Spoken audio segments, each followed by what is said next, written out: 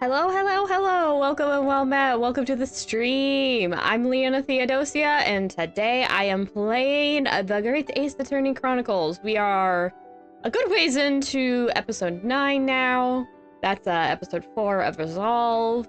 And I'm gonna go into it, because we're just at a recess in the trial. So we're like getting to part 2 of the first day trial. It's definitely broken up to a second trial. We're gonna have another day of investigation. We're not there yet. I need to hit this. I'm a bit sleepy today, full disclosure. Like, old brain box not firing all cylinders, but hopefully I'll wake up a little more as the stream goes on. Okay. So yeah, we just got into the defendant's antechamber, so that's the only thing that popped up. It was just this popping up, which hopefully no one's really dead set on hearing. I rarely play it. Okay. Oh, hi. Okay, I wasn't expecting to see Gina and Shlomes in my face immediately, but okay, here we are. Oh, there you are, Odo. What kept you, my dear fellow? Hello, Mr. Shlomes. Gina. You sure about what you said in there? That the boss, you know, actually died the day before. It's pretty hard to swallow. Yes, I was shocked by the revelation too, Gina. As was I, possibly more shocked than both of you. I don't believe it. It's not a competition, Mr. Shlomes. I was more shocked than all of you put together. This is the autopsy report in question, is it? Yes, it's strange that there's no time of death noted. I suppose there's a simple explanation, or perhaps it was a deliberate omission. Oh dear, if it was deliberate, it puts me in mind of the last case we worked on, and Dr. Sith. I know. Anyway, it seems that on the day before Lord Van Zeeks discovered his body, Inspector Gregson was investigating the red-headed Lee, so perhaps something happened with them. Come to think of it, you had trouble with those League men too, didn't you, Mr. Shlomes? You were taken in by their trick. No. Naturally, I wasn't taken in, as you put it. He's so upset. It's okay, Shlomes. I don't... You know, I kind of see him actually believing it, because he just didn't think about it. Because this man has 2 modes. It's goofy or deadly serious, even if he does appear goofy still, but it's... Even so... It's why I always notate when he ever turns directly towards the camera, is because it's usually him being more serious. If he's just sort of like 2/3, then he's being less serious. He's just being a goofball. Because I think Shlomes likes to have fun. He likes to play around with people, but he's also not very good with connecting with people. He's trying his best, though. My sleuthhound interest was merely piqued slightly by the rare scent of a weekly £4 income. And that scent masked the underlying scent of deception, I suppose. The 2 criminals in question are the pair we saw being arrested yesterday, aren't they? In Mr. Shlomes' suite, I mean. That's right, Suze. And it was me what took 'em in. Thanks to a tip-off by a good law-abiding citizen. Indeed. Yours truly. So it's going to be that pair in the witness stand next, is it? We're gonna hear a lot of crying. I'm pretty sure we're gonna hear a lot of crying. One of them has a cry animation. Something doesn't quite make sense to me, though. The day before Inspector Gregson was found, you hadn't had trouble with the Red-Headed League yet, had you? Why would the inspector have been investigating them? Oop. What was that? Okay. I don't know. Well, the likely explanation would be that Gregson's own sleuth-hound interest was piqued by the rare scent of a weekly £4 income. Don't tar him with the same brush as you, Shlomes. Yes, well, then there's the whole issue of Inspector Gregson being investigated by Lord Van Zeeks for some reason. Phew! Apparently I'm allergic to Van Zeeks today. Hold on. I needed to sneeze as soon as his name was mentioned. Oh, okay, my mic just fell. Stay. Good mic. Good job. Okay. All right, I think the need to sneeze is over.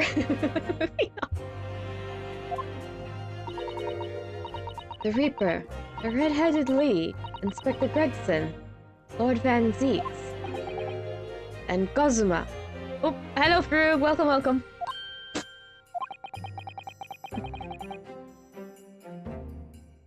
My sister just walked by laughing.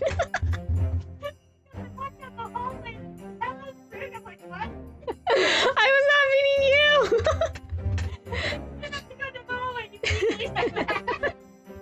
I just confused my toy and it's okay. Moving on. Timing. I feel as though he knew we'd arrived at this point somehow. Did I read that correctly? I'm not sure if I did. I'm gonna take two. I feel as though he knew we'd arrived at this point somehow. Gosh, I think you're right.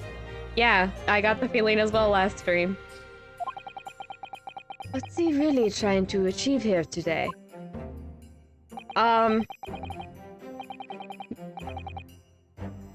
I have a sinking suspicion it might have something to do with his father. I mean, Gregson's already been mentioned to have a connection, given that he played a role in investigating that whole case from 10 years ago. So yeah, we are neck deep in figuring out what the heck is up with Kazuma's dad, Genshin Asogi. Because Kazuma is Kazuma Asogi, they're father and son. And he's very cranky about his dad being dead and stuff. I'm not sure what he thinks about his dad. He seems cranky about the whole ordeal, but I'm not exactly sure if we've been told exactly why.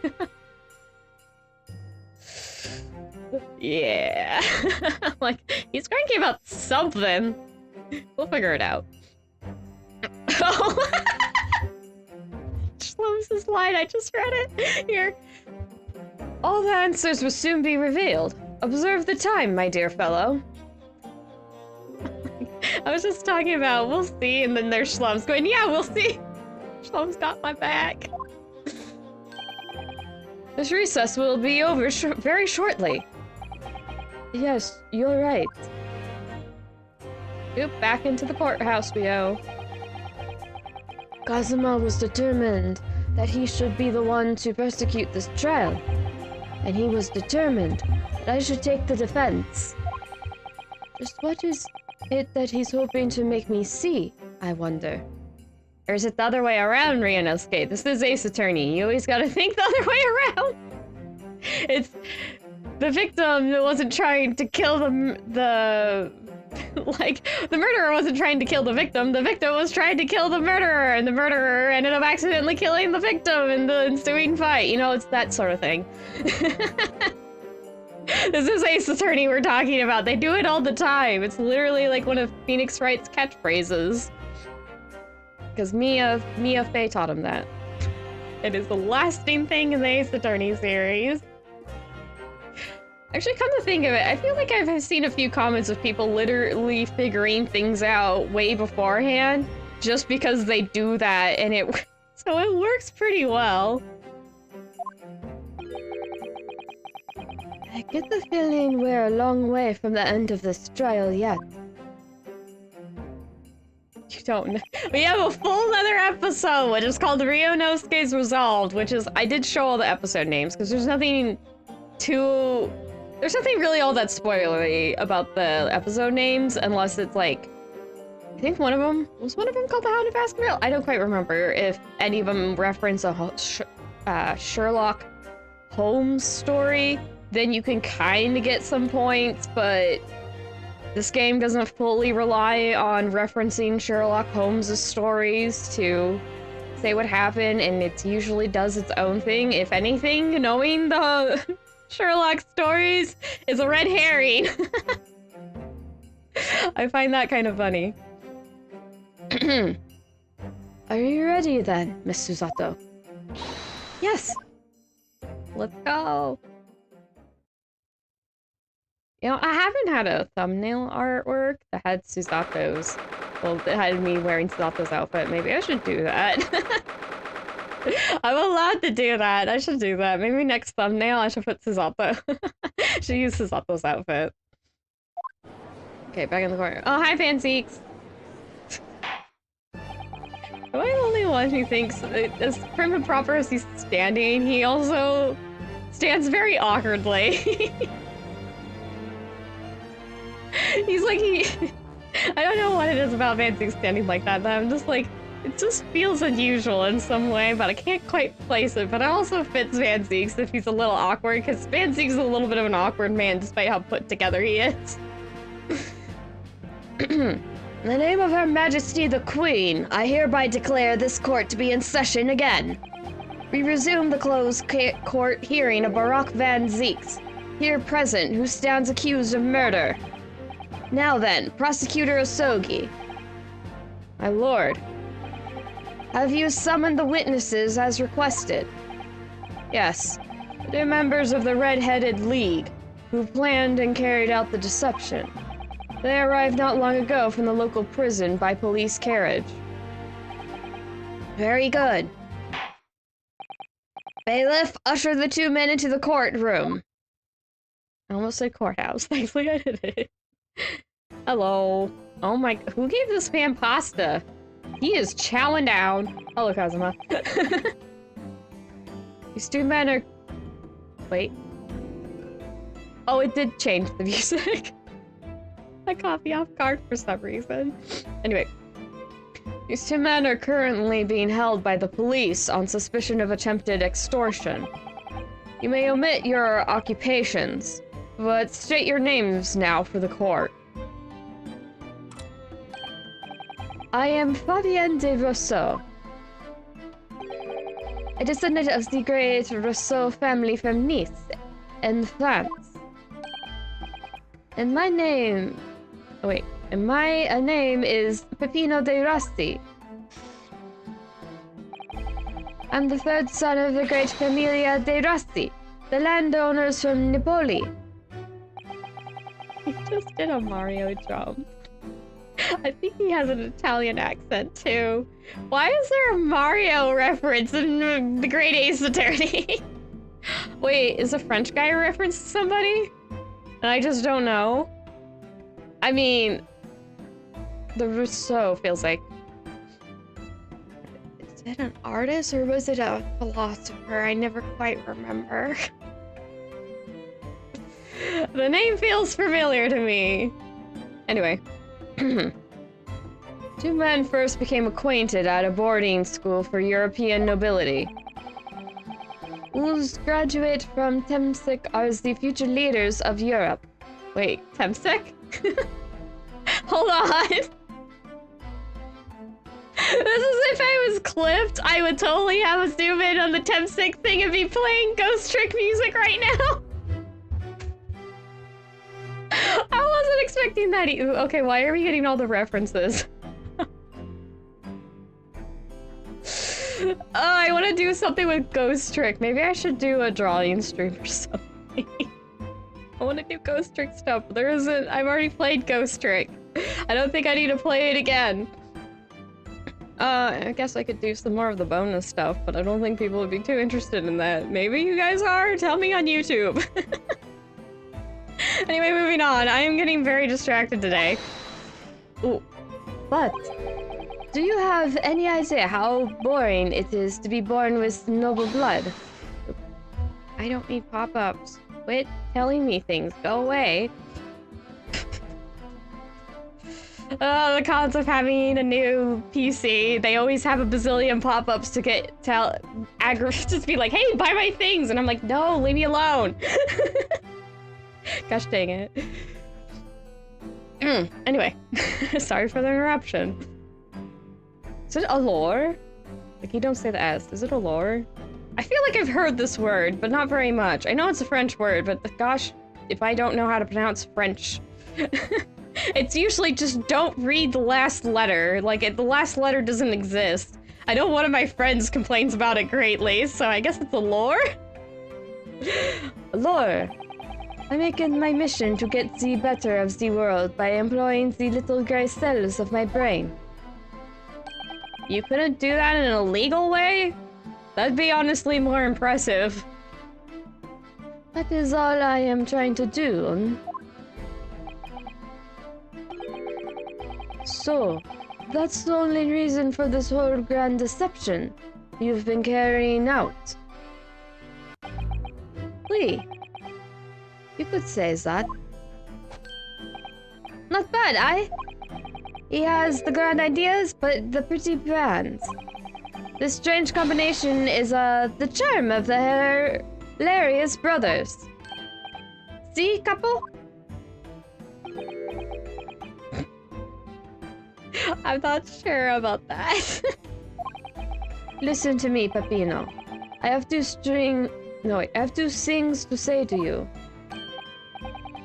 Che? Are you to tell me one of your grandi anecdotes? Viva! Firstly, I want you to stop calling me the capo. And secondly, we are not the Aurelius brothers. This is a serious business. Che bello! There it is, the capo's trump card, the furrowed brow. It is deep, capo, the furrow, and the meaning of your words. One of these has brain cells. The other one, I'm not so sure. Oh no. The court has been led to believe that under the banner of the Red-Headed League, you have conspired to swindle money from unsuspecting members of the public. Is this true? Oui, c'est ça? What exactly was the nature of the deception by which you planned to defraud? Alors, I will explain it. No, capo! Leave it to Mia! Leave it to me, sorry. As you see, we both have the vivid red hair, no? At school, we would tease for this without pity. But the capo here, he was many times behind the schoolhouse crying like the Tevel fountain. Ui, those dogs! One day the world will respect us, redheads! Every night he would bury his head in his... Sis bien, Peppino, enough! I will explain the rest. I think I'm pretty sure I know who has brain cells in this operation. Stinky suspicion. I don't think the other one's dumb. I think he's just a little too honest. The first step was the newspaper advertisement. About 1 week before the plan was put into operation, we listed the same notice in every paper in London. Yes, we saw that notice. It was this one, I believe, entitled to the Red-Headed League. Oui, c'est ça. I'm honored that you have seen it. You put them all in the newspapers, it'd be... Wouldn't it be more amazing if he hadn't? Anyway. It states that the only condition for joining the League is having flame-colored hair. And that if you satisfy the interview panel and are admitted into the League, you could receive a weekly income of £4. The date specified. Red-headed hopefuls gathered in droves at the park specified in the advertisement. And from each person present, this pair took an application fee of 5 shillings.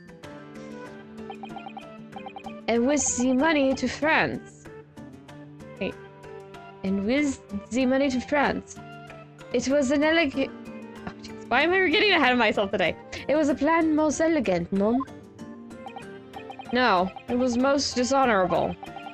But to be frank, I'm stunned anybody was foolish enough to be taken in by such an obvious trick. I believe this is like literally a pyramid scheme. The park was described by one witness as choked with red-headed folk, like a cloister's orange barrow.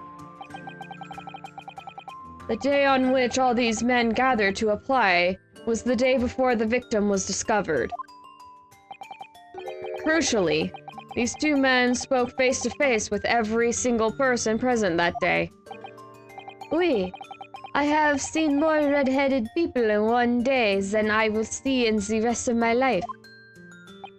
See, and now, every time I see the couple's hair, I feel sick to my stomach. Is that really how it works?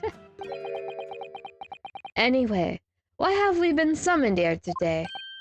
Sorry. The date for our trial is not until tomorrow, I was told. Naturally, neither of these men have been told any details about this trial. I've only been shown this photograph. Very good. So, Mr. de Rousseau and Mr. de Rossi, you will now give your formal testimony for the court on the subject of the gentleman pictured in this photograph. Of course, we are always ready to help with the law. Except when it applies to you, apparently. The man in the photograph. We had more than 1,000 red-headed people assembled in the park on Lime Street that day. But I don't recall the man in this photograph. Capo? None, I don't remember him. Obviously, he is dead now, but I assure you, he was not in the park. Laura, this victim is nothing to do with us. You have a lot to answer for, Peppino. It is your fault that we got caught in the first place. Dear. You've given sworn testimony that this man in the photograph was not present. Can you be certain? Oui. I'm quite certain. We did not interview this man. Nobody looking like this came to the park. This I can promise. It must be noted that you have been arrested for a grand deception, however. Accordingly, this court has little confidence in your assertions. Oofa. With this attitude, we get nowhere, He's really a sulkin now. Ryunosuke, don't copy. Ryunosuke, no. This confidential document was obtained directly from Scotland Yard. It records an entry from the inspector's private diary dated the day before the incident.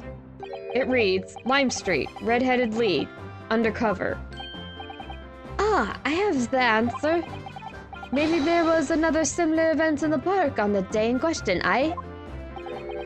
That is ridiculous.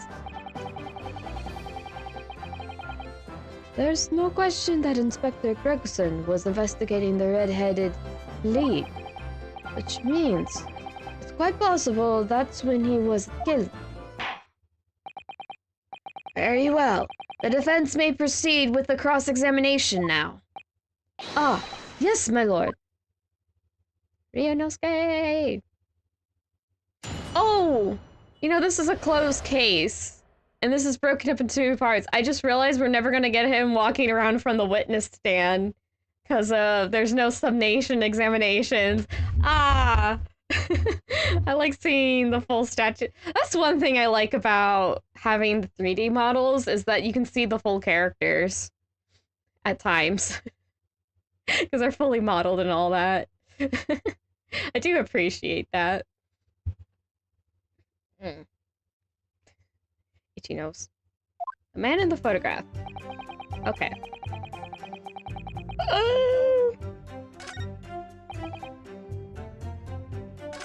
Hmm. I'm gonna get caught off guard every time this man jumps, aren't I? He's just like, let's go! And I'm like, ah! I think I want to press on this one. This one kind of interests me. We'll get the loop around dialogue possibly too. Hold it! Why did you get caught in the first place because of Peppino? What do you mean by that? Cavolo! You promised not to say, aye, capo? After we had taken all the monies that day, we should have left the country. That was my plan. I left the purchasing of the tickets for the ferry to Junker to my companion here. Dunkerque? Dunkerque. Ferry to Dunkerque to my companion here. But he brought them for the wrong day. Oops. See, but it is an easy mistake to make, the 31st. Ugh, I have no sympathy for you. We were an all day late for the boat because of your stupidity. And it's only because of this that the so-called great red-headed detective caught us. Capo, you know what I think? This is the work of God. It is a holy punishment, aye? Seriously, I can't tell if this one is stupid or just too honest for his own good. Maybe it's a bit of both. Peppino, for the last time. This is not an holy punishment. It is only your fault. Ah! Don't blame God for your unholy mistakes. You are making me sick with the anger. Maybe I make a mistake, but this time to eat the pasta is... no one is the faster. And I've seen the evidence. Did you just finish off a plate of pasta? You haven't told us much we didn't already know. What do you think, Mr. Naruhodo? Well, if it was the inspector's diary, it seems likely that he must have gone to Lime Street that day. And yet, these two both claim they didn't see him. I have to say, they don't appear to be telling lies. Well, they are experts in deception, don't forget. Sounding plausible is their specialty. Maybe lying simply to avoid being implicated in this case as well. Surely, if they were truly experts in deception, they wouldn't have been caught.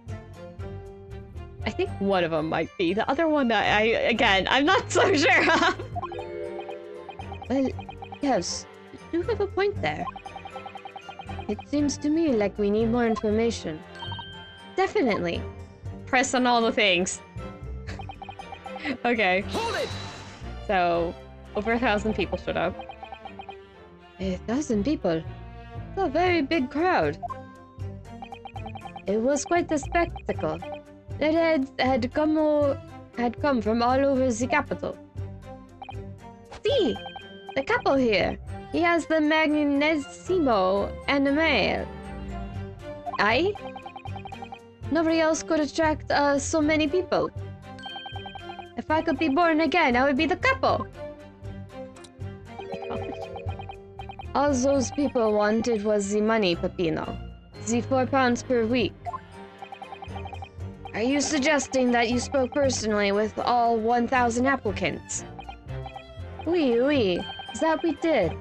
Because every one of them paid us 5 shillings. We take their names, and we take their money. And we take their addresses as well. When I tell them we take some days to let them know by post infinito, maybe 2 minutes a person?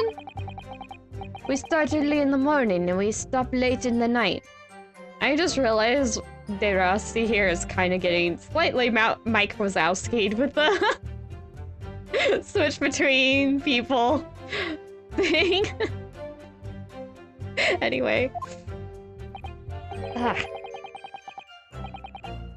So, you earned 5,000 shillings in one day. That's a small fortune. Who would have thought there were 5,000 such gullible redheads in London to start with? One of whom was a great detective with chemically altered hair. And this is about... Don't recall the man in the photograph. It doesn't look at all familiar. No, I don't think so. And this is a wig guy. He was trying to trick us. I do not like the people who are trying to trick the other people. And you want to be reborn as the capo, as you put it. Says the con artist. If between them they interviewed 1,000 people with red hair, it would be unreasonable to expect them to remember every face. No, senor. I may be small, but my memory is very large. I never forget a thing. In my opinion, I do not think this man was in the park. He's not going to give the court a definite, it seems. Eh, couple? You don't see a man like this, huh? He says he don't see anything. Yep. Don't remember him, but he's dead now. On the park. Okay. Be sure about that, sir. It was still bothering me. Maybe that's why he sneezed. Why does this happen? Whenever I'm streaming. Maybe I'm just being too hyper aware of it. Ah. Okay. But according to what you said, you spoke with 1,000 or more people that day. Oui, that's true. My eyes are burning by the end of the day. Surely then, you can't actually remember every single face. How are you so certain that this particular man wasn't present? Normally, the redhead is very distinct, aye? But not when you have 1,000 redheads crowding around. Then it is just an eyesore. But if there was some other information you could give us, maybe then we would recall. That is not the line, Peppino. Remember, we do not remember him. We are sure of that fact, Yes, there was a man with a red hairpiece, but his mustache did not match the color. Then I do not think I could have forgotten him. Cosimo said these two had only been shown that photograph, and that they'd been told nothing else at all. But what if I fed them just one other detail about the victim, for example? His profession? I can certainly appreciate that just knowing the man had red hair wouldn't help you remember in this situation. What if I told you that the man in the red hairpiece was actually a detective? The man in the photograph? A detective? Yes. It would appear he found your notice in the papers suspicious and decided to investigate incognito. Ringing any bells, sir? May not change. Okay. Sorry, but this changes nothing. Not for you, but it sure does for Peppino. Hello. Excuse me. Something to add, Mr. De Rossi. Why does no one immediately start speaking? They're all just quietly stare at you. Or space out. See, I'm always adding something. Parmesan, olive oil, pepper. What I mean is, did you not agree with your friend's last remark by any chance? Eh? What did he just say? Just to say about the detective? Yes, that. Keep your mouth shut, Peppino. You have said enough already. But why, Capo? What is the problem? There was a man who said, I'm an inspector from Scotland Yard. What? Good lord! He is on a box. This man is tiny. Or, Wait, how old is Buffino? He's got to be in the court. I need to switch people.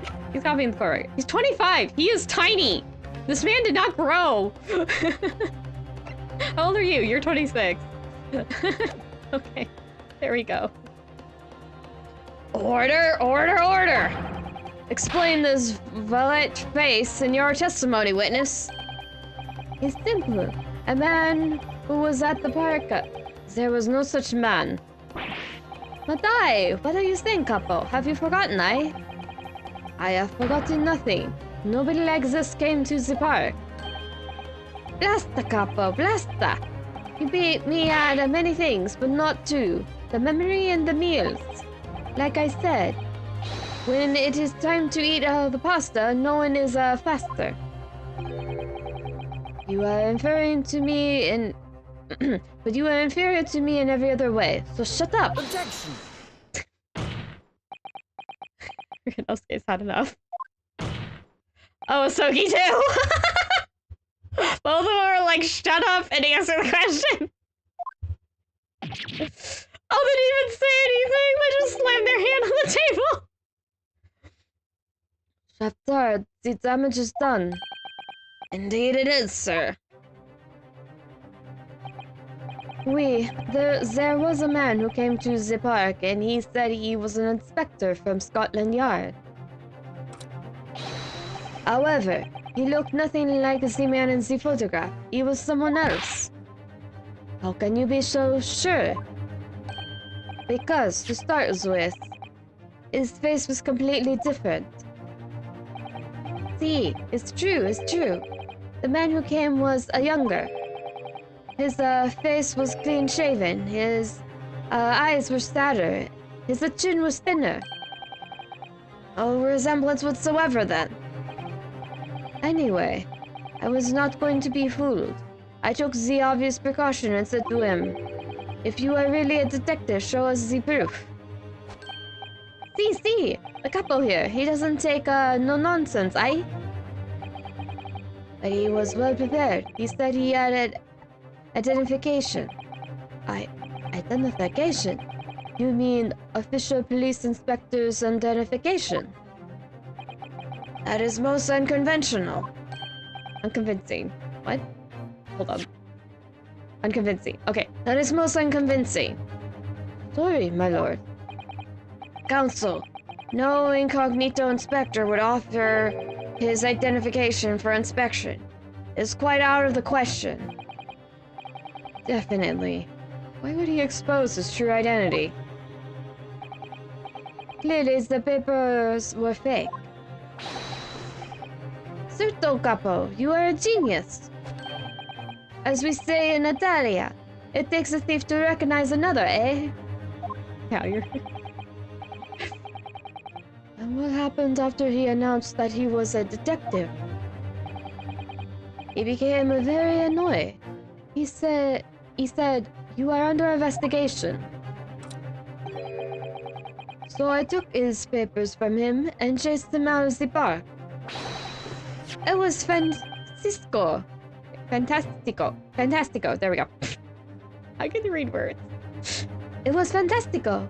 And look, here is the identification. So you stole it from the man? He had it a combi. He made us very scared. But he was not who he said he was. Indeed, the person described does not appear to have behaved as a true inspector would. However, I believe it would be prudent for these identification papers to be entered into evidence. But I like them. Too bad. They're added in. Okay. Now, let us return to the witness's testimony. I want to go look at the thing we just got. Oop. Okay. Doo-doo-doo. Inspector's identification. The identification of a man claiming to be a detective inspector. Confiscated by Mr. De Russo and Mr. De Rossi. Alright. Do not press up this, please. Alright. I need to move. Also need a drink. Oh, wait, there it is. I just need to switch it over. Well, I suppose we should see what this inspector's identification looks like inside. Okay. Okay, drink time.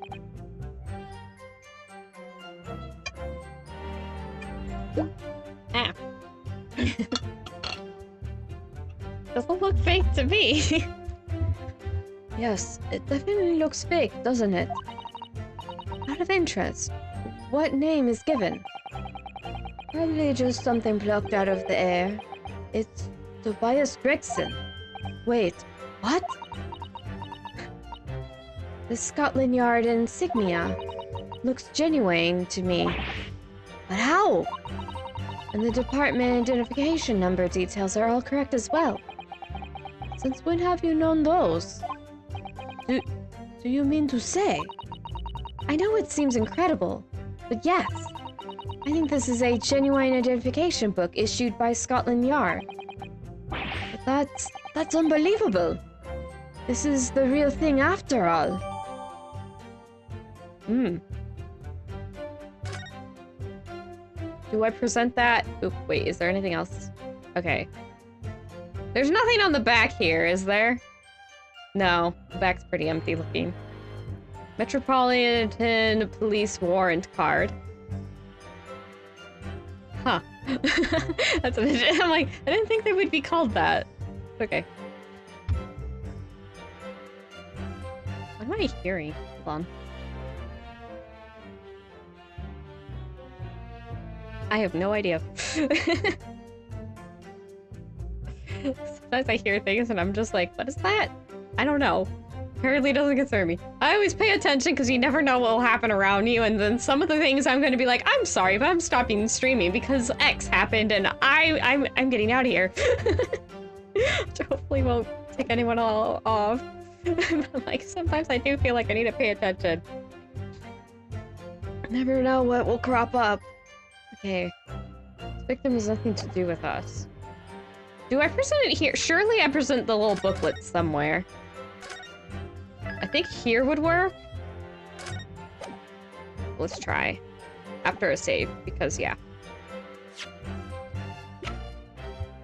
Okay. Objection! The music cut? Oh, yeah. I wonder if I could ask you to examine this identification book very closely. Miss Lestrade. Why Miss Lestrade? What is your attention here, Counsel? Is this really a fake, or is it genuine? That is the question, which we can't answer ourselves. Objection! Don't be ridiculous. No Scotland Yard detective would allow his or her identification to be stolen. Oh, she's in a huff. That is the boss's. No question about it. Can't be. I suspected. Undercover detective who attended the Red-Headed League's enrollment on the day in question was the real Inspector Gregson, carrying out an incognito investigation. Zula, okay, bye. He's on his bum. I think it's playing Overture for Pursuit again. Order! Order! But if the boss had his identification stolen, he wouldn't, he would have reported it straight away. I mean, he was always on at me about it. If you lose something, report it at once, he'd say. Could it be, then, that the inspector was physically unable to report it? Physically, what are you saying? Unable to. You're not suggesting. Yes, it's quite possible that he was killed before he had the chance to report his identification stolen. No. I don't know why it's funny to me that this, like, the whole time we just have Cosmo's, like, confident of how the outcome would be, but we spend the whole time shocking this man with how it happens. His last time he's like, yay, I'm glad you got to this point. It should be interesting. You look back over and he's constantly going, what are you on about, Ryunosuke? I'm like, I like Kazuma. He's a little dumb, but he's got the heart. And by a little, I mean a lot. Oh gosh. I like Kazuma is so cute. But man, is he dumb. In his own special way. Order, order, order! The defense posits that the victim was killed the day before his body was discovered at a different location. Do you two have anything to say about that? Wee! I know nothing! Wee! I haven't done nothing! Wee! Pull yourself together, Peppino. Dude, you can behave like a little more than a master criminal than that, no? Okay, now he's just crying. I'm gonna omit the crying just because that's gonna get annoying if I keep it in. Now I wish I had a return to Italia. There he goes, crying again. Stop crying, Peppino, please. Oh, otherwise, Lume, stop your whining and start talking. Well, I believe the court will need to hear your story in considerable... I know nothing! I had done nothing! You will tell us everything, or face the worst possible outcome. They're both crying. I kind of feel bad for Demuso in this. Not so much for Peppino, he cries way too much. You will dry your eyes and testify again. Pull yourselves together, men. About these identification papers and the precise circumstances under which you came by them. Off you go. Rossi goes again. They're crying out loud. Ryunosuke's like, oh, brother.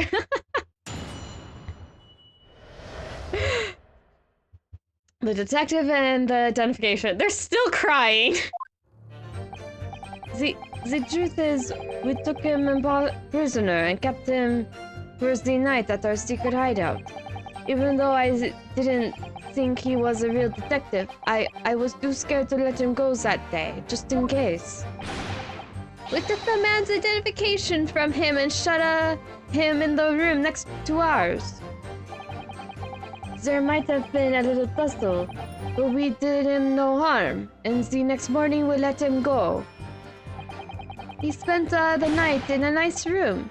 It was nothing like prison, really. Oh my gosh. Wow. This is outrageous. You imprisoned the man. But no, see, no, it was not like a prison. He was very comfortable and calm and happy. A couple? He's still crying. Can somebody get this man a handkerchief? It was never part of my plan. I swear it. Ufa, so you think it was my fault, eh? Just because I got the date for the ferry wrong. By one little day. Do not think it was your fault, Peppino. I know it. No, por favor, couple. It is not fair. No, you apparently messed up, sir. You shall have plenty of time for squabbling back at the prison, gentlemen. Oof. I don't believe this. How could he have been a real detective? Counsel for the defense. Proceed with the cross-examination. Oh, on the day before the incident, Exon spent the night confined in this pair's hideout.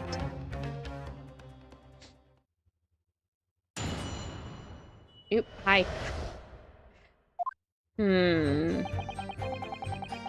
Prisoner. I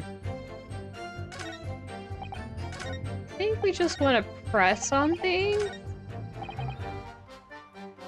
Huh, yeah, okay, we'll just press on things. Like, nothing really stands out, so. Do you realize what you're saying? have to believe me. I never intended for that to happen. And I'm sure the detective did not intend it either. Do you think? But there was nothing else I could do. See, nothing else. This was the first crime for the capo. He was at the end of his wits. I have told you before, Peppino, that is not the way to describe a criminal mastermind. What about this hideout of yours? An old empty house behind the park on Lime Street. We rented the place for 2 days. It was an inspired idea by the capo here. An impulsive idea, I would say. No, not impulsive. Inspired, eh, capo? What am I supposed to say to that, Peppino? It was in the house described that you can find Inspector Gregson, was it? Oui. But you have to remember, I was under the impression that he was a pretender, not a real inspector. Doesn't quite add up, though. If you didn't think the man was a real inspector, there would have been no reason to take him prisoner, would there? None, you are right. But we couldn't be completely certain. Okay. Who's scared? Why? Because. Why had he come to the park? We didn't know. There was a chance that he had seen through my plan. And if that was the case, he would go straight to the police station to blow the whistle on us. Even if he was just feigning to be an inspector, he was up to no good, without a doubt. I think most people would agree. It is you two who were up to no good. Well, see, you may be right. Eh, capo? The point is, we were not able to escape from England immediately. That is why we had no choice but take the man prisoner. I don't understand this. Why the inspector felt the need to show you his identification in the first place. See, I asked myself the same question. We were writing down the names and addresses of all the people who we took 5 shillings from that day. I have forgotten what he said, but the address, it startled me. See, address Scotland Yard, Homicide Division, he said. What? He probably didn't like your face, Peppino. Anyway, I was not rude. I just politely asked him why he had said it. And that's when he started to say he was an inspector. Not long afterwards, he took out his identification. What was Inspector Gregson playing at? Tell the court what happened next. You took him back to your hideout, you say. See, we did. I just realized Peppino, I think, has a beauty mark. Oh gosh, they're crying again! Guys! Hold it! Come on. That being his identification book here, correct? See, that is the one. What made you believe that it was a forgery? I never seen a real one, of course. But he was so suspicious, this man. Laura, I was thinking, it must be Fosso. Eh, capo? Oui. Just as Peppino has said, we were not convinced it was not genuine. Oh, we're not convinced it was not genuine. And so together, the hilarious brothers, we took the man captive. All we did was shove him inside a locked room. Then we made preparations to transport all the money. And for a penny, and for a pound.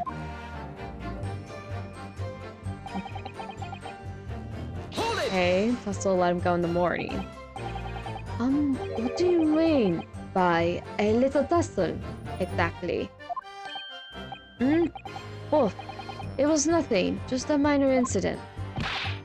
The Fosso inspector, he was a real piece of the work, eh, capo? What happened? Oofa, it was a disaster. We gave him a nice room and what does he do? In the middle of the night, he tries to escape us through the ventilator. And you blame him? We chased him, Vince too. We caught him again. Can you blame us?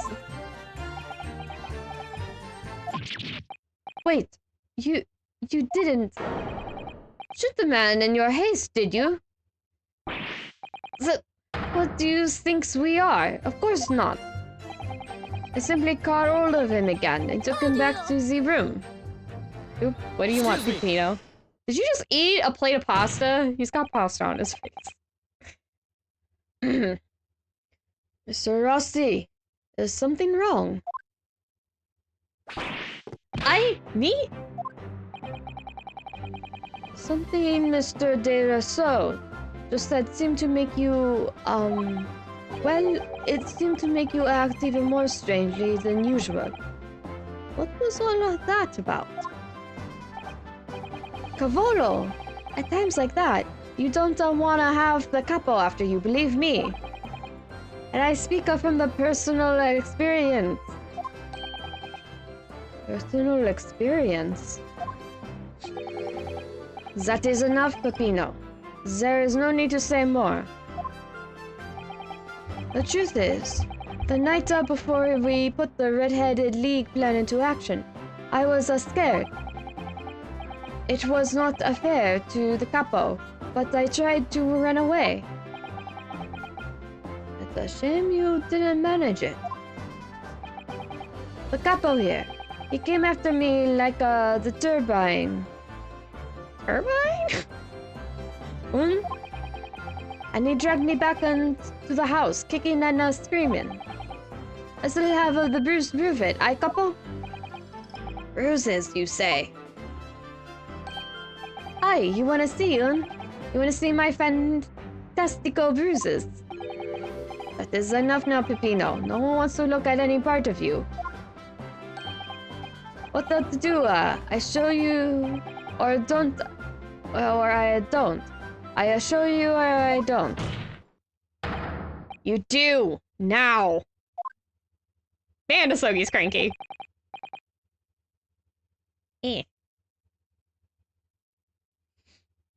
Alora, if everyone wants to see, then I do it. Echo, you see? It's still very visible, aye? What? That red ring around your neck. You got that when you were dragged back to the house? See, the capo. Sometimes he is very rough and I said that's enough. Peppino's neck has nothing to do with what we're talking about here. You have my word. Yes. What is your opinion, Council? What is red ring around Mr. De Rossi's neck? I wonder, does it matter? I'd say it's important. We've seen this before.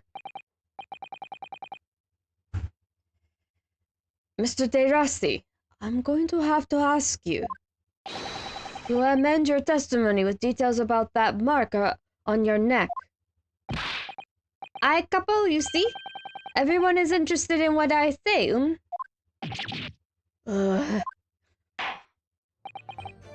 Very well. You will amend your testimony as requested, Mr. De Rossi. See. Do you really want to know? Yeah, I botched that. He tried to escape, but the couple put a collar on him and dragged him back like he did to me, see? I don't think I can present a person, though. Yeah, we don't have any picture. I mean, the only pictures we have is the younger Mrs. Visual here, and Mr. Vigil. But we had... Oh, can I even look at the people? I can't even look at the people right now. Oh, was it? Gossip. That was what he was called. Gossip. Gossip, one of the vendors from last stream, also had a red ring around his neck. I don't know how to point that out. Okay, I guess we'll press on the last one to see if we get anything else, but or maybe I need to press on that, I don't know. Took away the man's freedom. However comfortable you make it sound, you are still holding him prisoner. If you say that, then what? Then I say this. There is something that takes away our freedom too, the lack of money. So we are prisoners as well, all of us. Huh? No money, no freedom. This is the truth. It makes me mad, and it makes me sad. What can we do? Well... I feel so disenfranchised. Take money to court. Though it'll cost you, of course. Ufa. There you have it. You see, that is why we needed the Red-Headed League, to fight for the justice. Perhaps he has a point. No, Mr. Naruhodo. All we did was give the man a comfortable place to sleep for the night. And you say it was a prison, huh? Perhaps he has a point again. No again, Mr. Naruhodo. Ryunosuke! Good thing Susato's here. We should have heard him snoring. But die. If anyone was disturbed, it was us. Okay, this is... Oh, wait. Wait. Testimony does make me wonder now. This testimony does make me wonder, you know, about this pocket watch belonging to an inspector, I mean. Yes. The one he treasured so much, apparently. If he was confined, but not restrained, as the witnesses are implying, he would still have been able to wind his watch. That's very true, yes. So, did Inspector Gregson actually die while he was being held captive by these heads? In which case, is it possible that these two young men are responsible for Inspector Gregson? To be honest, I find that hard to believe. Perhaps we should try to find out exactly what happened. Very wise, Mr. Naruhodo, yes. Okay. We want to press on the... Yeah. Hold it! Are you saying that red mark was caused by... See, a big collar made from the leather. A leather collar. Is this true, Mr. de Rousseau? What? We had a Saint Bernard at home when I was younger. It's a souvenir from that time with a very strong chain. A strong chain? And you put that around your friend's neck. I'm sorry, I was so angry that he was leaving me alone. Did not have to tie the chain to the leg of the bed, though. I would not have tried to run again. You didn't do that to Inspector Gregson as well, did you? Treat the people equal, is the capo's here's motto, aye? It's starting to sound a lot more like a prison all of a sudden. The capo is tough. The capo is rough. I should have done it. So, the following morning, when you released the inspector, he had the red ring around his neck, just like me. Pino, s'il vous plaît, leave it now. Now you know, the capo here, you do not want to tangle with him, aye? But for the inspector, it's not so bad. Oh, back to crying. Yeah. If this one's important. Okay.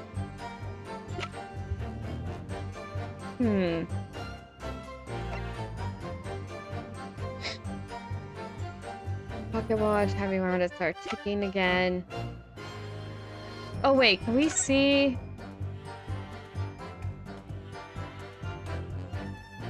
He doesn't have a mark around his neck. Do we present the picture? I'm not sure. Okay, let me give it a save. I'm not sure if I need to or not. I'm just gonna do it to be safe. Yeah, try to escape the cap and put a collar. Yeah, because that's a contradiction to the evidence. So I think we present the photo. Where is it again? There it is. Objection! Okay, yeah, that cut out the music. That was what we were supposed to do. So, the day before his body was discovered, Inspector Gregson was taken prisoner while working incognito. No, it was not like that. It was hardly a prison. It was an invitation to stay. It was only. However you describe it, there is one glaring inconsistency that remains. What inconsistency is this, Counsel? I would ask the court to look closely at this photograph of the victim, Inspector Gregson. You will see there is no red ring visible around his neck. There is around gossip, though. Eh? But that makes no sense. It was me who took a collar off the man in the morning. And I saw the red bruises on his neck, just like I have. Given that the mark is still clearly visible on this witness's neck, we'd expect to see bruising on the victim, who was put in the collar more recently than Mr. De Rossi. Indeed, it is most peculiar.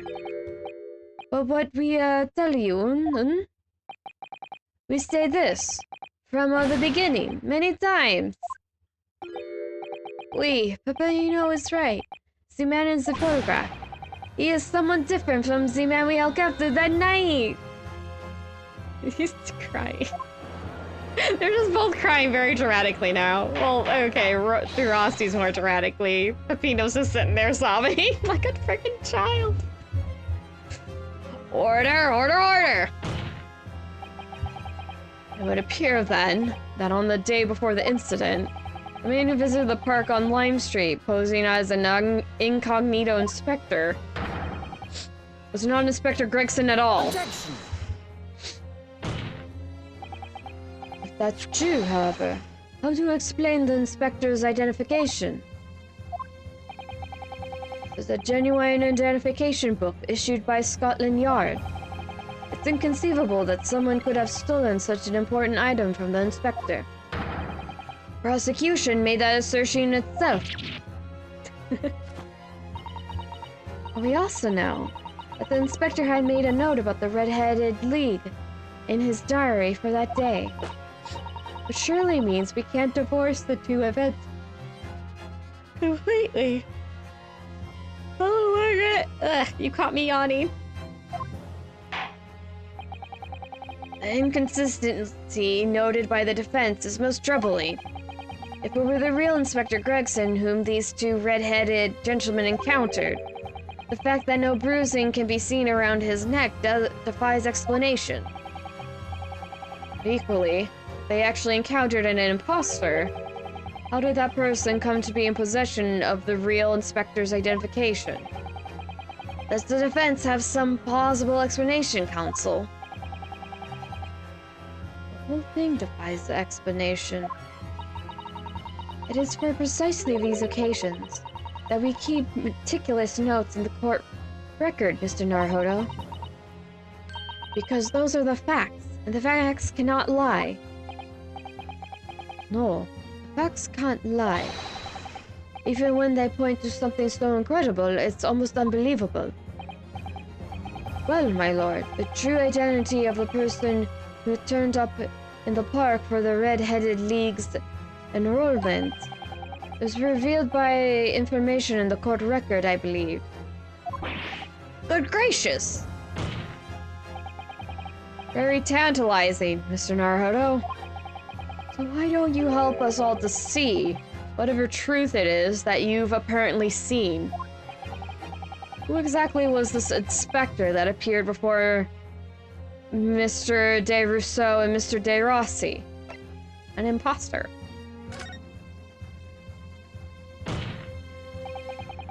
Oh, it seems incredible. I admit, the undeniable facts point to only one thing. Since no bruising can be seen on the victim's neck, the person who these two red-headed men took prisoner that day cannot have been Inspector Gregson. In other words, your whole argument up to now has been a waste of time. On the contrary, I haven't finished. What? There's no bruising on the victim's neck. So the question immediately posed next is, who exactly was this man in the park on Lime Street found to be carrying Inspector Gregson's identification? See, that's all right. We tell the same story every time. Whoever this man was, the capo dragged him from a pillar to a post with a good dog collar. Mon Dieu, Peppino! Was not so harsh as you say, Un. So who was that falso inspector, Who was he? Clearly, the defense has an idea about that. But the true identity of the man these two imprisoned that night. I must ask the counselor for the defense to elaborate post-haste. Who did the witnesses encounter in the park posing as Inspector Gregson? Yeah, you can even see Gossip has the red ring still on his neck. It's Gossip. Take that! Goodness me, isn't that... One of the witnesses who was in the stand in this very courtroom earlier today. A nameless man, whose only occupation appears to be peddling hearsay to passers-by. Objection! What on earth would a street seller be doing with police inspector's identification papers? Witnesses! Is this the man or not? What has happened to his lip? Ah! See, this man is not for the Red-Headed League, He's looking for the Twisted Lip League, no? Perhaps rather than making such a rash claim next time, you should bite your lip instead. It seems improbable, yes. But one undeniable fact remains. During his testimony earlier, I noted something around the man's neck. A red ring of bruising. Eh? What? You didn't notice, Kazuma! The defense demands that Mr. Gossip be brought back to the stand.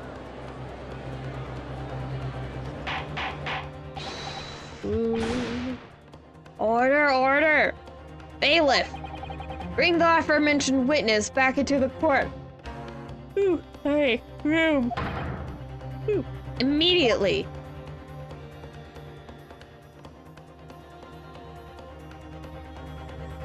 She's so smiley. Why? Oh, you two. Well, I never. An undeniable ring of bruising indeed.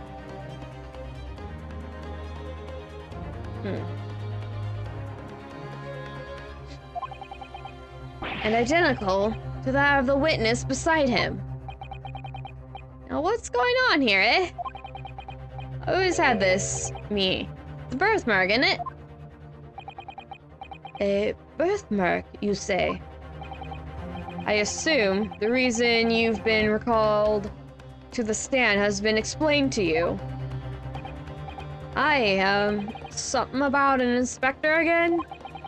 I'm telling you, you've got it all wrong as usual. You're denying all knowledge of it. Well, of course I am. Are you trying to kill me with all this nonsense, eh? Well, at the very least, you have more stories to peddle back on Fresno Street, won't you? Now, we're going to need you to testify again. And you, Mr. De Rousseau and Mr. De Rossi, I'm sure you'll cooperate, won't you? Do we have any choice? We are big trouble, eh, Capo? That's quite enough. That's quite enough dilatory chatter. Proceed with the testimony.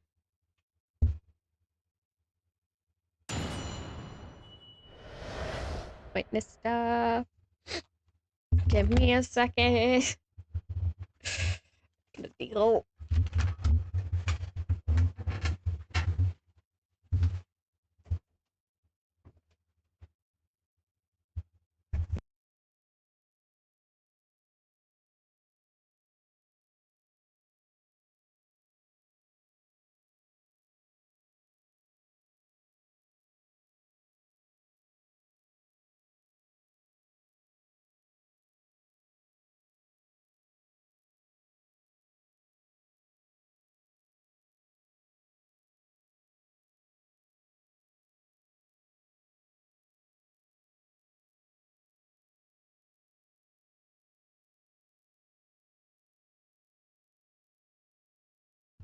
Alright, I'm back. Sorry for the interruption, but my nose was still bothering me. I'm like, okay, hold on. I need to go fix this so I'm not constantly going, ah, my nose. I had to go away for a second. Deal with that. It's so annoying. Anyway, I'm okay now. I'm good. It's okay. Let's witness testimony. What are we dealing with here? The man who claimed to be an inspector that day was definitely not this man. Is right, see? You think we would forget these grand lips, Never leave Fresno Street, alright? I have no interest in any red-headed league. I'm all alone in the world, me. I've got no kinfolk or nothing. Why would I be involved in something like that? Just look at me, eh? Does it look like I could carry off a disguise with a face like this? He's quite confident. It would certainly appear that we have the wrong man. What have I been telling you? There was no need for the pointless testimony. That's right. I'm just a simple peddler, remember? Fresno Street's all I know. How would I have come by? A police inspector's identification book, eh? Well, yes. That's hard to explain, but... A brief cross-examination, I think, counsel. Very brief. Isn't there anyone in this courtroom who thinks I might be onto something? I stand steadfastly at your side as always, Mr. Naruhodo. Aw, Susato. Kazuma's not saying anything. Why do I get the feeling he's like, I believe in you too, but I'm not gonna say anything?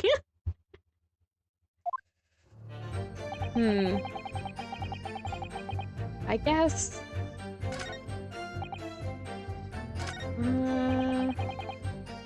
history of no interest. Info, I've been involved in something like that. Okay, let me check the evidence quickly. Gotta let this play out. It will actually not let me click anything until the dialogue. Huh. So we have the inspector's identification, the watch, got the victim, the Venus firecracker, got a notice board, crime scene. Yeah, we don't have a lot to, like, link people together, or else we probably wouldn't be here. Hello. Yeah, we have, like, stuff from Mr. Visual. We've got to tie him to this case. Probably gonna be tied in at some point. We still have the evidence for it. I guess I'll just... Oh, you know, I could try pressing on gossip here and seeing if De Rousseau or De Rossi say something about what he says, so let's try it. Hold it! So, you heard of the Red-Headed League, have you? You don't get a name like Gossip for nothing, eh? It's my business to know what's going off in town. I sold that tasty tidbit to a fair few redheads that came past me. Just between us, I even got Sandwich to cough up for it. Well, he does have a very red nose, if that counts. Who knows? As you can see, my own hair's not got a hint of red in it. And in any case, Fresno Street's my patch. You won't catch me sliding off to some other part of town. No, sir. Not likely. Oh, here we go. We got Rousseau. Mr. De Rousseau. Ugh. Ah, oui?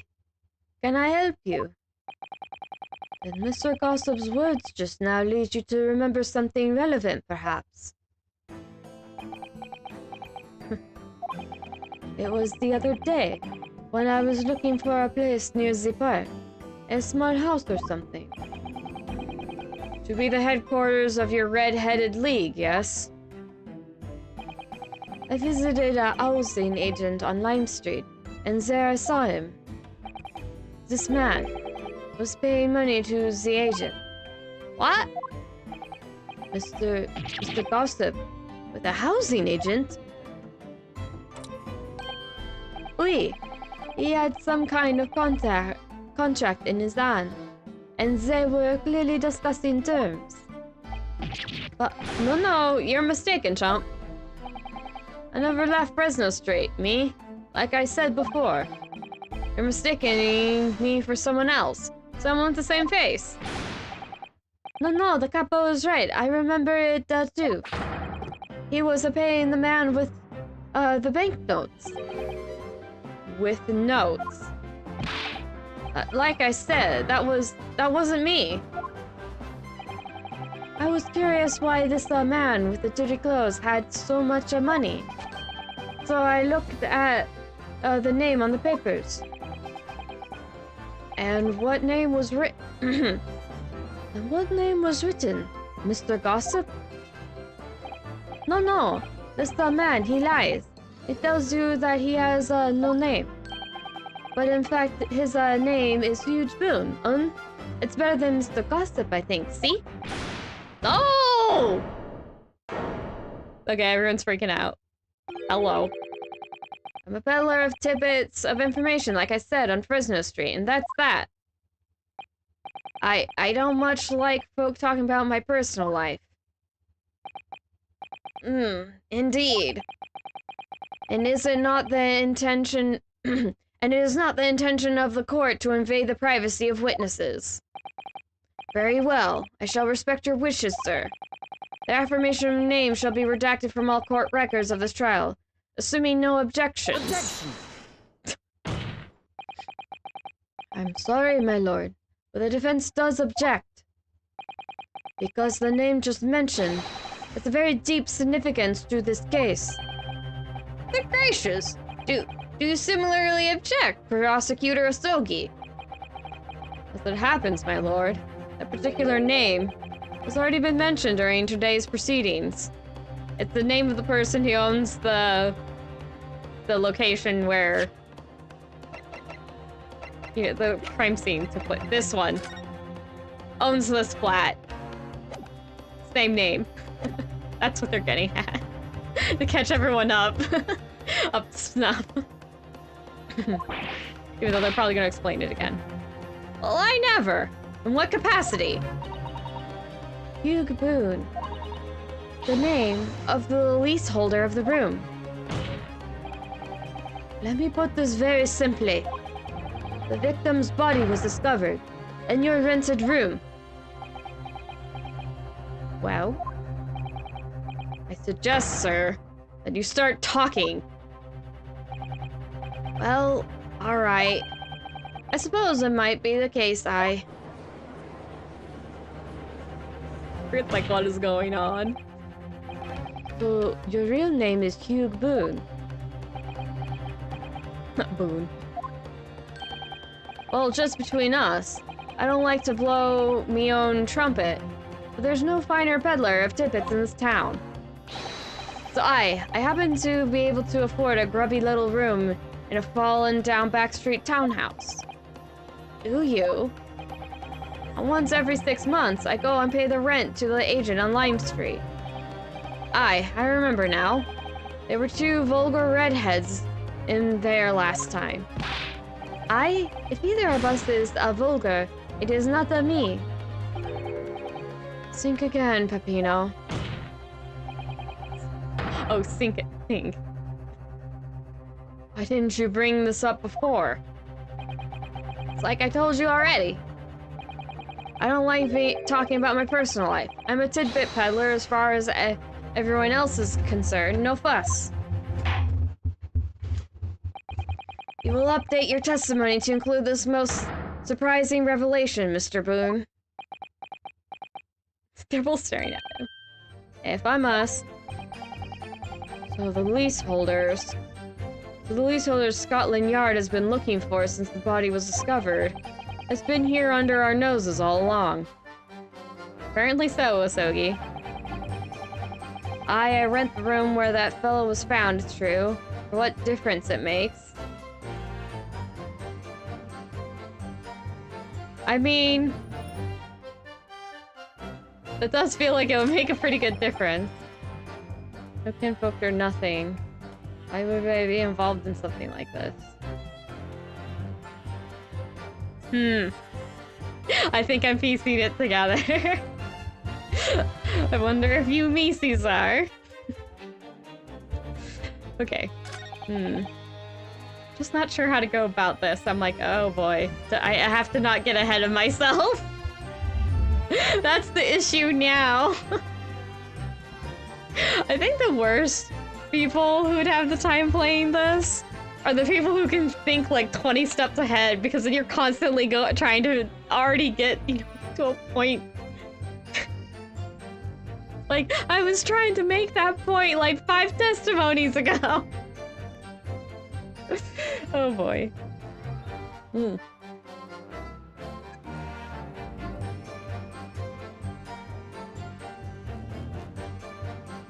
Okay, I got water. Sorry, I probably should have mentioned before, but I'm like, drink. Some days talking a lot makes like I get thirsty. Okay. Okay, what exactly we have? Well, the crime scene floor plan is there. I'm trying to remember. I guess they just wanted to talk to him. Yeah, I think they just wanted to talk to whoever was the leaseholder just to get more information. But it might be because we did this. Do we present Mrs. Visual's frame here? Because we because we just established he has the room. He's like, I'm all alone in the world, me. I have no kinfolk or nothing. But there was a picture of Mrs. Visual. I guess I'll try it. Objection. Oop. Oh, no, the music did cut out. Okay, so this actually barely works. If you have no kinfolk, as you put it, then explain why it is that among the sparse furnishings we found this photograph in the room. Ah! I presume, as you've been renting the room, that this photograph belongs to you, does it not? Oh, well... Mr. Boone, drop the pretense, and tell the court exactly who you really are. I don't know what you mean. I'm a peddler. I keep telling you so. Really don't need to bother with me. Please, just leave it alone. As the man says, leave it alone. Whatever the truth is about this man's life, It has no bearing on this case. Because it's simply not possible that he impersonated Inspector Gregson. How can you be so sure? Just look at the man. No amount of disguise could ever hide those unmissable features. But what if we were to look at this other way around? What do you mean? Yes, Counsel, what do you mean? Well, there's no denying that Mr. Boone's lip is a very prominent indeed. But consider the possibility that his prominent lip itself, well, his prominent lip is itself part of an elaborate disguise. Oop, that hit a mark. And hiding that prominent feature, in other words, revealing his true face, would make an utterly impenetrable disguise. Wouldn't you agree, Mr. Hugh Boone? Arg! He's shaking in his britches. Witness! Are you still hiding the truth from this court? If that's a disguise, then underneath it, his true identity must be... Yes, that's right. There's really only one person he could really be.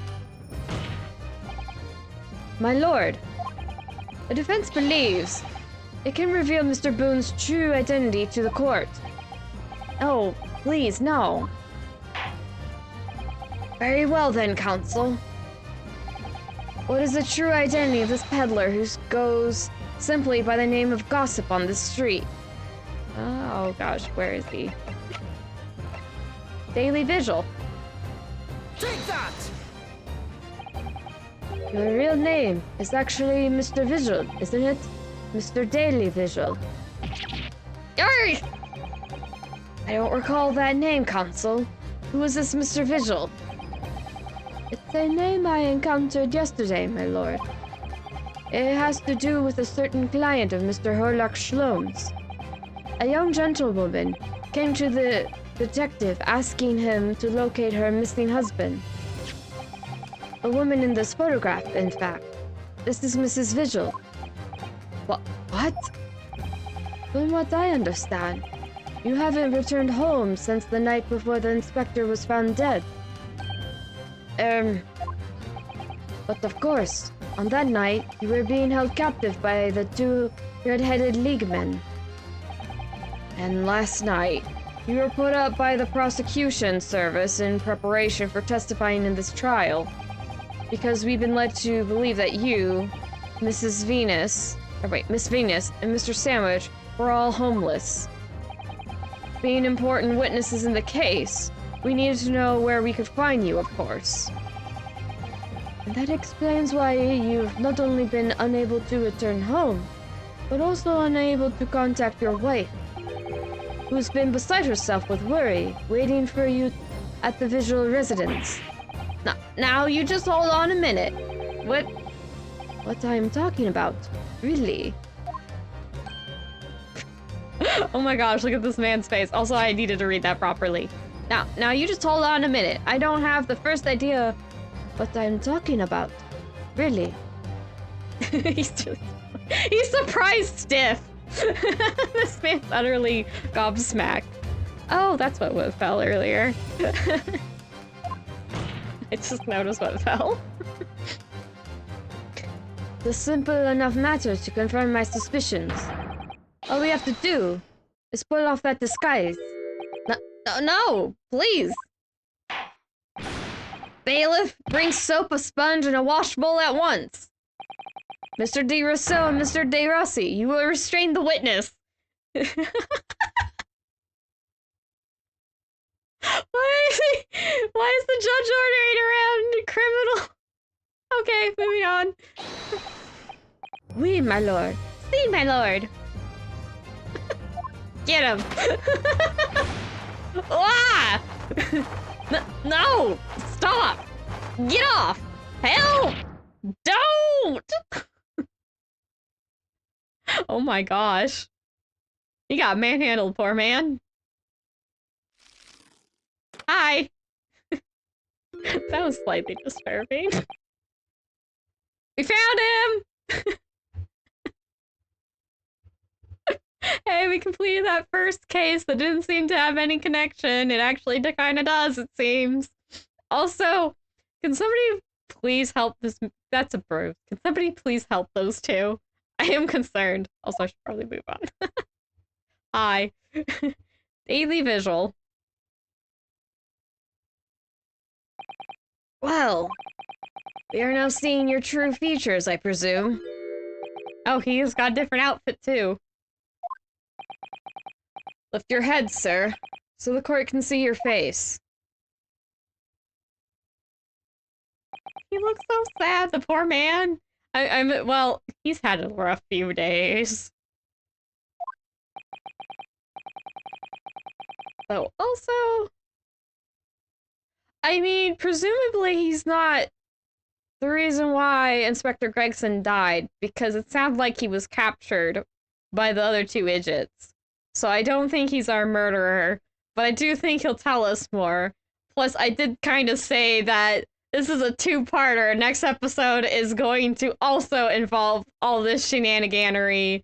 So, yeah. We're not to the end yet. No, sir. We would not be finding our the real murderer. Needs must in this situation, judge use available resources. Okay, fair enough, Margaret. Fair enough. True enough.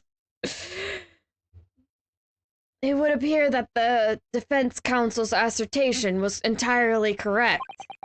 This has all been a very elaborate deception. So, witnesses, tell the court, have you seen this man before? I don't believe it, but... See, there's no question. This is the inspector we saw in the park. Extraordinary. I am concerned for all of these men. The longer discount vampire gets to spend more time by bars. Oh my gosh, he has nothing to do with anything right now, Grandma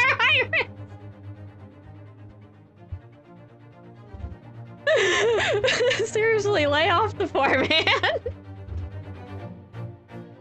Okay. On the day of the Red-Headed League enrollment, the man claiming to be Inspector Gregson, who appeared before Mr. De Rousseau and Mr. De Rossi in the park, was you, disguised as the inspector, or rather, was you posing as the inspector and no disguise at all?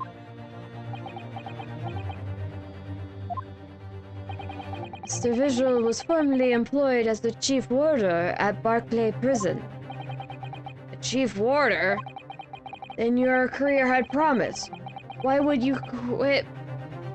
Why would you quit? Wait. Quiet? Quit? Quite possibly have. Oh! Okay, never mind. Okay, I know what's going on now. Then your career had promise. Why you would quite possibly have become the future governor of the prison. What on earth have you been doing peddling tittle-tattle on Fresno Street? Well, it's been 10 years since Mr. Visual worked at the prison. 10 years? Oh. Wilt. I'm really dreadfully sorry about all this. Yes, it's true. I'm Daily Visual. And you were the chief warder at Barclay Prison 10 years ago. So where did Mr. Hugh Boone come from? Boone is the other me. It's a name I invented. Well, evidently, there's a great deal under the surface here. I'll explain everything. I'll tell you just how wretched my life has become. This poor guy. As you say, it was 10 years ago now that my employment at Barclay's My employment as Barclay's chief warder came to an end. Having left the prison service, I searched for some new occupation by which to earn a wage. But times were hard in London, and I found no suitable engagements at all. In desperation one day, I turned my hand at selling wares on Fresno Street. But your wife appears to know nothing of this. She still maintains that you are the chief warder at Barclay Prison. I was utterly determined that my wife should not know of my failings, which is why I never told her. I opened an account at the bank under the name of Hugh Boone, and I rented the cheapest room I could find on Fresno Street. The scene of the very crime we're investigating. Yes, that's right. A place from which I could emerge every morning at 8 as a squalid peddler, and transfer myself back every evening at 5 into a well-dressed man about town before returning home. That quickly became my daily routine. He was good at being a peddler. I was puzzled by the lack of furniture in the room, but that explains it. Why on earth didn't you just tell us this in the first place? I have a wife, sir, and 2 sons. He's a dad? I forgot about that. Also, ooh, yeah, double life. He has kids! He's dad! He's dad-shaped. Oh my gosh. Again, I completely forgot this fact. So Mrs. Vigil's a mama. Oh my gosh, parents. No. Immediately gets worried about this family. I don't think he's the culprit. I mean, he doesn't have... Base attorney culprits tend to be fairly obvious because they tend to be, you know, they tend to be people you want to punch in the face, and I don't want to punch this man in the face. I mean, we even had a twist reveal one time, and I still wanted to punch that guy in the face, and then it's like, hello, I am evil, and I'm like, okay, then I'm more justified in punching you in the face now. I know, I'm terrible. I think I've only had ever one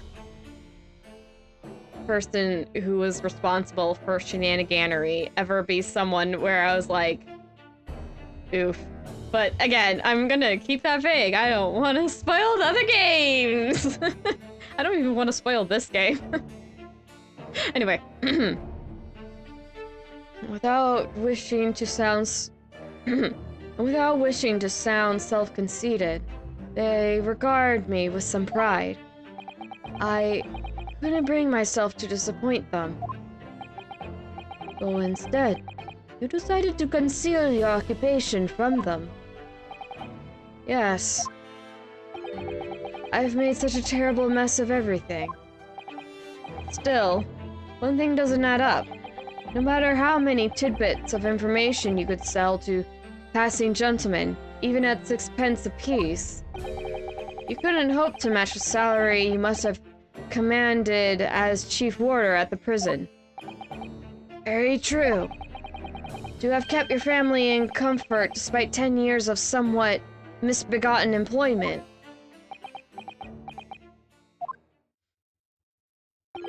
That was all thanks to Inspector Gregson. What? Inspector Gregson? What on earth? It was some years after I'd invented Boone and begun my other life as a street seller. He, the inspector, that is, recognized me one day. Do you mean to say the victim was an acquaintance of yours? I knew him from my time working at the prison. There's Gregson. When he saw what I'd become, he was deeply troubled for me and my family. And from that day forward, he visited me on Fresno Street with increasing regularity. Then one day, He asked me if I would carry out a secret assignment for him. What was with that arm movement? A secret? What was it? I was to impersonate the inspector. Why do you keep doing weird arm movements? What? Impersonate him? Seriously? Osogi makes me laugh. He spends the whole time just being shocked about everything. We always met in that little room so the inspector could brief me. Visit Aussie's tomorrow and take a statement from the proprietress. Or Orcase? Something like that. It was always something along those lines. Surveillance work, interviewing people. On those occasions, he would lend me his identification so people would believe who I was. My instructions were to make an impression, to let people know that Inspector Gregson had been at work. And for those services, he compensated me financially. A Scotland Yard inspector willingly relinquished his identification unto your care with the intent to deceive. That, as I'm sure I need not to point out, is a very serious criminal offense. But why? What was the point of you impersonating him? I truthfully do not know. All I can say is that the inspector warned me on numerous occasions. Now remember, Vigil, I need your solemn word. You don't blab about this to anyone, alright? Ever. Even if I end up a croaker. Oh shoot, how is Vigil gonna support his family now? In time, he started to bring papers with him to the room as well. It became something of a second office for him. Oh, so he made the billboard. So, in fact, the person who declared himself to be Inspector Gregson at the park on Lime Street was really... Yes, it was me, acting on the inspector's orders. As usual, I removed my boon disguise, and then went as instructed to the park, armed with the inspector's identification book. It never occurred to me that the bruise on my neck might give me away. Nope. Shock noises. Everyone's very serious and shocked. Well, either very serious or shocked. Not even a murmur. Ooh. Well, it would seem this confession completely destroys the defense's case. Explain yourself, Prosecutor Osogi. My learned friend's assertion was as follows. The victim was killed at another location on the day before his corpse was discovered. At the hands of these two red-headed leaguemen when they imprisoned the inspector.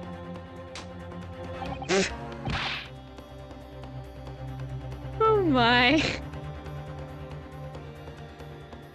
I'm sorry, that was so pathetic. I can't. Are your hands okay, sir?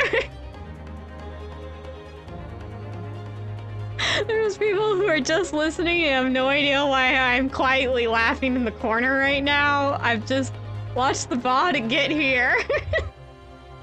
Mark, whatever the, minute or two. He's probably will do it again, oh my gosh. Anyway. But no, that can't be. Oh yeah, he did. After all, it wasn't the inspector who went to the park that day. It was me. Oh goodness. Finally, we have clarity. And we had nothing to do with the murder of the inspector. And merci, Monsieur de la Fence, for proving it, sorry. What? Ah!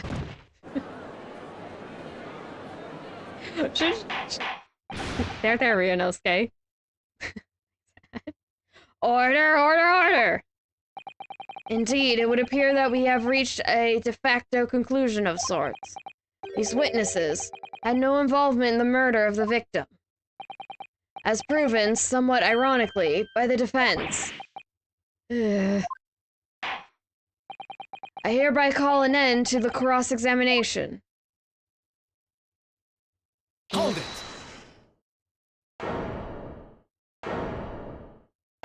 Okay. I think, yeah, that was Asogi. Pardon me, my lord, but with your permission, I would like to pose one further question to the witness. Asuma? What question, counsel? It concerns the events of 10 years ago. I believe you would have been present at a very significant execution that was carried out at the time. 10 years ago? The execution of the professor, Ryunosuke. I want to know, exactly, what your involvement was. Oh. Answer me, man. One moment, counsel. Is this related to the current case? Naturally. It is the prosecution's belief that this case and the events of 10 years ago are inextricably linked. Does the defense concur, counsel? Azuma, you're not yourself. You're not as calm and collected as usual. Poor Kazuma-sama. No wonder he's acting this way. Mr. Visual's memories of what happened 10 years ago will tell him the tale of Ryunosuke's last moment. His own father. I know. I do understand that. Even so.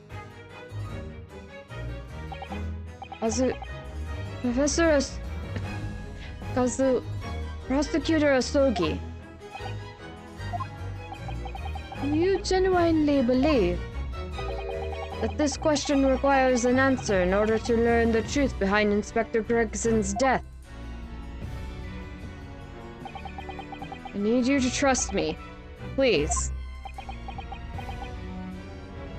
Your player, Ryunosuke. Very well. The defense has no objection. I see. In that case, you will answer the question, witness. The truth is, I remember very little of that time. You've forgotten? I'm sorry to say, yes. As I said, I resigned from my role at the prison 10 years ago. For some peculiar reason, my memory of the events leading up to that moment is extremely hazy. Does that not strike you as strange, Mr. Naruhodo? Sorry. Well, 10 years ago is a long time, but you have forgotten the reason why he left in such an important job. Yes, you're right. And not only that, Mr. Visual's claim contradicts what we already know. The human spirit is a fragile thing. It's broken all too easily, which is why we have a tendency to wrap it up for protection. Sorry, the human spirit? I'm afraid I don't understand what you mean. When we experience pain and suffering that we feel unable to bear, we block it out, obliterate it from our memories, seal it away. But it never truly leaves us. If the seal is broken, the memories resurface. And when they do, that fragile spirit may finally be crushed. But I really don't... Kazuma-sama. But if it must be crushed, then so be it. Because the truth will not stay buried. It's coming out, one way or another. Right. Now I understand. It's clear what his intentions are. He means to expose the truth, at any cost. Perhaps if I pointed out the contradiction in what Mr. Vigil claimed earlier, it might cause some crucial memories to return to him. But should I? Yeah, cliffhanger might be coming up, sorry. Should I present the evidence or not? No, we are doing it. This is Ace Attorney. We pursue the truth. Do it. I have no idea how this is going to go, but it is a court of law, and I have a duty to pursue the truth. Mr. Vigil, I'd like you to look at this. Evidence that clearly contradicts your version of events.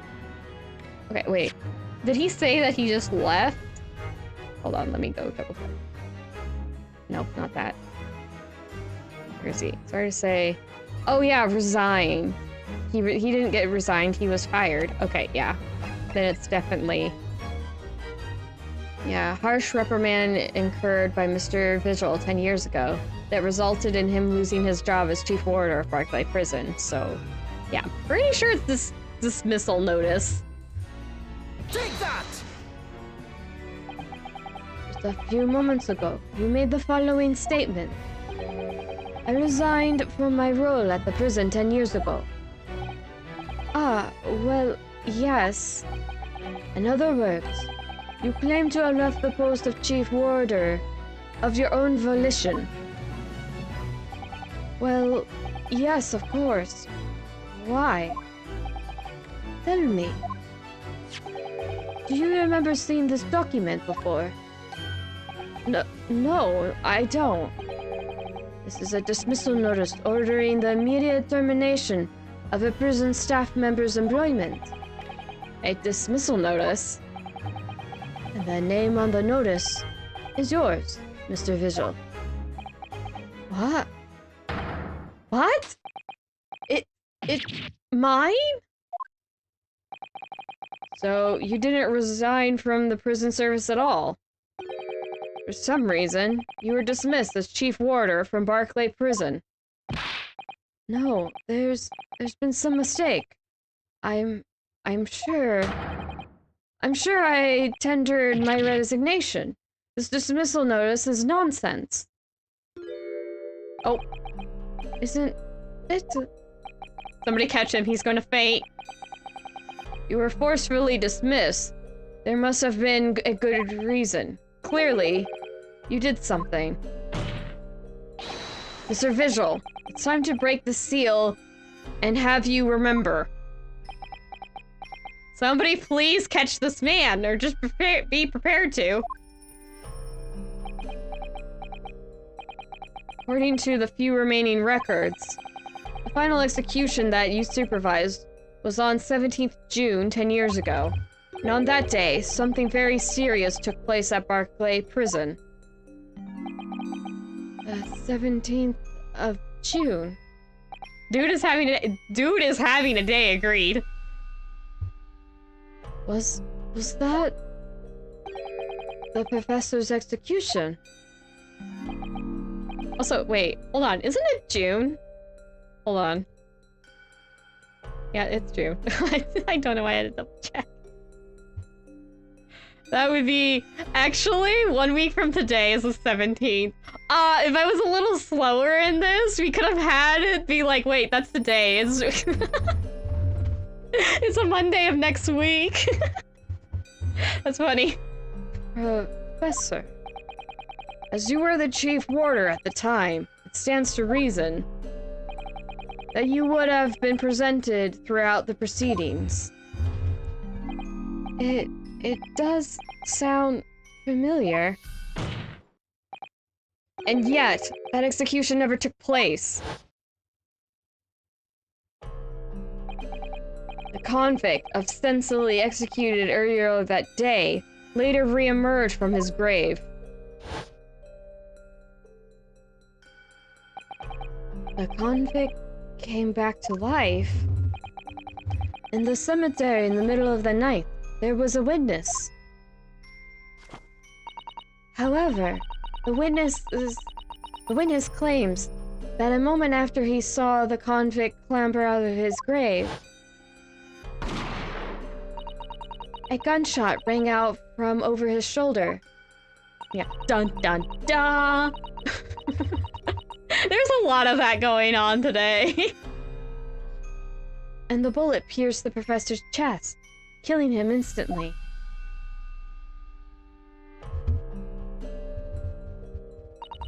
Those may have been the professor's actual last moments. Yes. Yes. Seeing as you were in charge of overseeing executions at the time, you must have known the truth about what really happened. It's in your head, somewhere deep down. Are you gonna be okay, Mr. Visual? Well, Chief Warder Daily Visual, I know there are memories in your head that can explain what happened on 17th June 10 years ago. And now it's time for you to drag them up. Oh. Mr. Visual. You're gonna be okay. Yes, the whole prison. It was complete chaos. Oh. I have several concerns for Mr. Visual right now. Can somebody just grab his arm and just hold him steady? I swear he's gonna pass out any second now. Oh my gosh. The prisoner escaped. He was killed in the cemetery. The shocking news ripped through Barclay like a hurricane. What? What?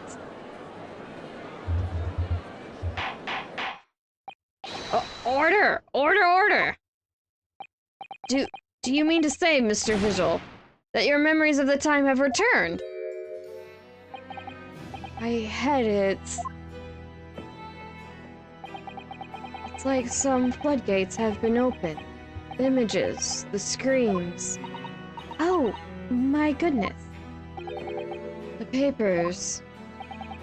There were reports, articles, about a man who'd seen a ghost.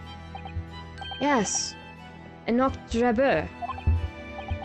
But surely those reports were exaggerated. There were traces at the scene. Traces of what? In Lowgate Cemetery, at plot number 139. Blood. Lots of blood. 139 is the professor's number. I still remember that. That's where the man was buried, of course. Obviously, something terrible had happened there. The depths of conspiracy and depravity from which this tale is emerging are quite staggering. I've reviewed the police records from that time extensively. A thorough investigation was conducted by Scotland Yard to ascertain how the convict managed to escape in the first place. And the conclusion reached by the investigating team was that a member of the prison staff must have been involved. Are you suggesting that a prison warder abetted the man's bid for freedom? Oh geez, he's pinwheeling again. Yes, I was suspected of doing it. Of using that mass murderer's execution as a way to help him escape. You did what? I remember now. The horrors of it all is coming back to me. One evening, a few days after the execution, some detectives came to the prison. I was called to the governor's office at the top of the watchtower. Somebody please hold this. Sorry, Mr. Daly. This is serious business. But I cannot help you know. As Chief Warder, you were responsible for overseeing the execution before, eh? Well, it seems the fellas at Scotland Yard want to have a few wee words with you about it. You better pack your things, laddie. You're to attend in person. As soon as he told me that, my mind just went completely blank. And the next thing I knew, Professor, the most hated killer in our country's history. And I let him escape. I'm finished. My life is over. Oh. I'm not doing that scream. He just screamed 3 bars of oh? What was I saying? This man needed someone to catch him. He fell over. Order, order. Bailiff, fetch a doctor at once. Somebody pick him up. Asogi doesn't care. Court is adjourned for today with immediate effect.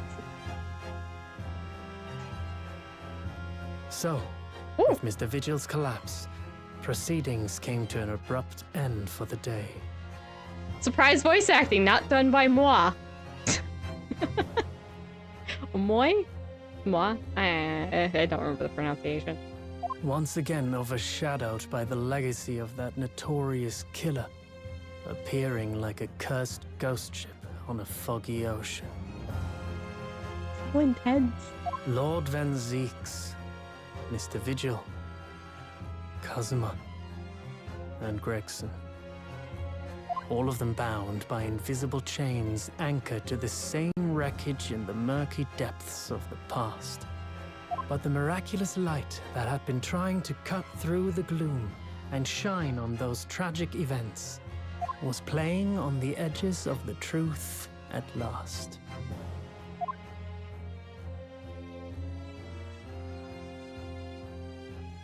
I didn't remember that being voice acted. To be continued! We're hitting all the to be continued. We're hitting all the little to be continued. Okay. I'm gonna save. We haven't been saved. Alrighty! And it's been about 2 hours, so we're at a perfect stopping time. Alrighty, let me bring out... Misi comes back. Hello, Misi. The Misis are back. I have 2 Misis. I have the one down here. Just sitting there. Okay. As predicted, lol. Yeah, cliffhanger. I knew it'd be wrapping up. I have said, since I have played it before, I usually check to see how much we're doing. We're getting through this faster than I was expecting. I have heard people say this case, well, as in the actual, like, who the heck killed Gregson, which also clearly involves the professor incident, just the whole shebang, that both these episodes take, like, 12 and a half or so hours, probably longer because I'm voice acting and I mess up and I talk a bit because yay, streamer. Gotta add a little bit of new stuff, but it's mostly me just doing the voices. That's what I mostly add. I do voices, even though I'm not always the best. It's kind of hard. Most of the characters are male, and I'm like, I only have so much range that sounds like dudes. So hopefully it's not too confusing. I'm doing my best. I'm doing my best. Yeah. Oh. But yeah, we're getting into things. There was blood in the grave, so yeah, we're just getting that Enoch Drebber did see something that actually happened. That was legitimately what happened, is the last moments of Genshin Asogi's life were in that graveyard, not at some execution site elsewhere. So, like, who was the gunman who shot him? We'll probably be finding that out. Maybe not immediately, but we probably will. I don't think Kazuma will settle for anything less. That man is very determined, and he's very aggro. My goodness. He's very aggressive. which is partly the reason why I'm just like, smacks on forehead, idiot child, stop. You're losing your head. You're not seeing the facts. You're gonna miss something and do something stupid. Actually, I feel like he's done a great many stupid things already, but we have yet to see it. Anyway, that is still it for this stream. And I will be wrapping up shortly too, but this is the first stream of the week, so we've got quite a few things. You may have noticed that I have Pokemon Shield scheduled for tomorrow. It has Revisit on the schedule as well. That was on purpose. I am planning on to revisit my Pokemon Shield save file, which I have yet. I did open it up, but I didn't run around. The only thing I did was pull up the menu to see when I last saved, because I was like, no, this is a Switch game. It's going to tell you when you were last saved. It's going to have a date. It ended up being March 10th, 2022. So it's been 2 years since I've touched the game. Over 2 years, in fact. So it should be interesting, because I'm like, I don't even remember when I named my character, and I didn't check, so I still don't know what my character's name is for that file. I was not paying attention.